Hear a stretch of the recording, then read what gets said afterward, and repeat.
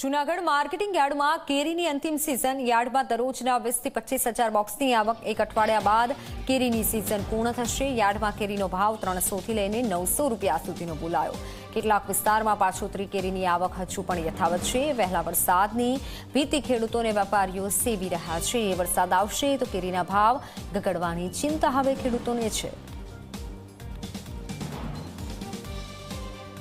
કેરીની સિઝન બહુ સારી રહી છે અને લગભગ સમજી લો કે 20,000 બોક્સની આવક હોય છે ઓછામાં ઓછી। ભાવમાં અત્યારે 300 થી લઈને 700-800 સુધી, પછી જેવો માલ પ્રમાણે કેરી પ્રમાણે ભાવ આવે છે।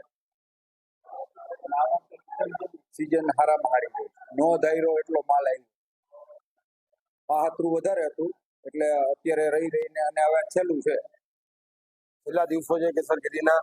હવે 5-7 દિનની અંદર કેસર કેરી પૂરી થશે અને આ વખતે ખેડૂતોને અને ઇજાદારોને ખૂબ સારું રહ્યું।